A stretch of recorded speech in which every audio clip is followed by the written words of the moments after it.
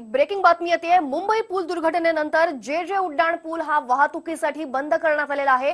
दोनही बाजूची वाहतूक ही पीडी मेलो रोड आणि मेट्रो सिनेमा पासून वळवण्यात आलेली आहे। त्यांची अत्यंत महत्त्वाची बातमी आपण पाहतोय।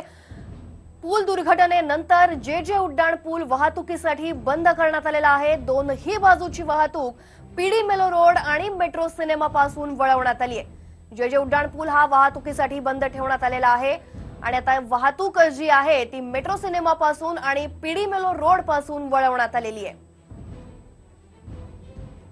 काल सायंकाळी 7:30च्या दरम्यान मुंबईत सीएसएमसी स्टेशन जवळ जो पूल आहे तो पडला आणि त्यानंतर या दुर्घटनेत 6 मुंबईकरांना आपला जीव गमवावा लागला होता।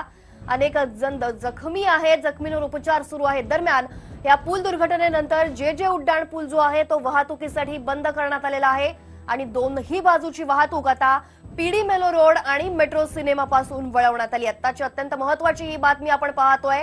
जे उड्डाण पूल हा वाहतुकीसाठी बंद करण्यात आलेला आहे।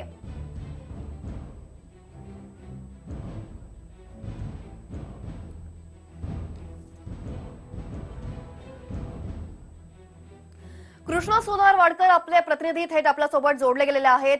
कृष्णा, काय सांगाल, आता जी वाहतूक जी आहे ती वळवण्यात आलेली आहे, जे उड्डाण पूल हा बंद आहे, एकूणच वाहतुकीचा कशा प्रकारे आता खोळंबा होणार आहे किंवा काय सुविधा असणार आहे?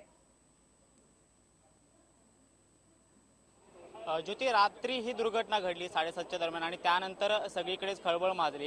या दुर्घटनेमध्ये 6 जणांचा मृत्यू झाला तर अधिक लोक जखमी झाले आणि त्यांना रुग्णालयात दाखल केलं। मात्र जिथे हा पूल कोसळलेला आहे तिथे आपण पाहतोय की पुलाचं जे मधलं सगळं बांधकाम आहे ते आता सगळं जो डेब्रिज पडलेलं होतं ते काढण्यात आलेलं आहे। महानगरपालिकेचे जे कर्मचारी आहेत ते सगळं तो जो काही डेब्रिजचा आहे तो हटवण्यात आलेला आहे। मात्र अद्याप हा जो पुलाचा रस्ता आहे, वाहतुकीची जी सोय आहे ती सुरू झालेली नाही आणि त्यामुळे पुढचा जो जेजेचा टप्पा आहे तो बंद करण्यात आलेला आहे। पहिला टप्पा जो जेजेचा सुरू आहे त्यानंतर जो दुसऱ्या टप्प्यामध्ये जेजेचा काही भाग येतो तो भाग जो आहे तो बंद करण्यात आलेला आहे आणि तिथली वाहतूक जी आहे ती मेट्रो सिनेमाकडून वळवण्यात आलेली आहे। म्हणजे महानगरपालिकेचा मागचा रस्ता जो आहे तिकडून ही वाहतूक सुरू आहे।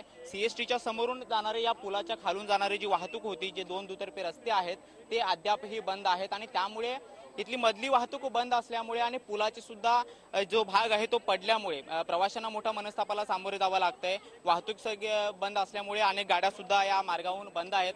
मागच्या बाजूने जो रस्ता आहे तो रस्ता वापरण्यात येतोय। मात्र हा एकमेव ब्रिज होता जो सीएसटी स्थानक आणि दुसऱ्या बाजूचा टप्पा आहे जो मधला दुवा म्हणून काम करत होता। मात्र ब्रिज पडल्यानंतर प्रवाशांना रस्त्यावरून क्रॉस होऊन जावं लागतंय। आपण पाहतो की जिथे हे सगळे प्रवासी आहेत ते सगळे प्रवासी या ब्रिजचा वापर न करता, कारण ब्रिज हा पर्यायच उरलेला नाहीये, कारण जिथे हा दुर्घटना घडली त्या पुलाचा जो काही भाग कोसळला त्यानंतर महानगरपालिकेचे कर्मचारी असतील किंवा सगळे यंत्रणा जी असतील त्याने हा उर्वरित जो भाग आहे तो सुद्धा पाडलेला आहे आणि त्यामुळे जे प्रवासी सीएसटी स्थानकातून बाहेर पडतायत ते रस्त्यावरून ओलांडून दुसऱ्या बाजूला जाण्याचा प्रयत्न करतायत। चाकरमाने मोठ्या प्रमाणामध्ये आहेत आणि त्यांना वेळेवर कामावर जायचं असतं। आपण पाहतोय की इथं प्रवाशांची सुद्धा मोठी गर्दी झालेली आहे आणि त्यामुळे वाहतूक जी बंद आहे त्यानंतर हा इथला जो भाग आहे तो सुद्धा खुला नसल्यामुळे प्रवासी जे आहेत ते सगळे रस्त्यावरून ओलांडून जाण्याचा प्रयत्न करतायत।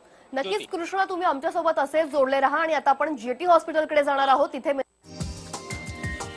हा व्हिडिओ तुम्हाला आवडला असेल तर असे आणखी व्हिडिओ पाहण्यासाठी TV9चं YouTube चॅनल सबस्क्राइब करा, बेल बटन दाबा।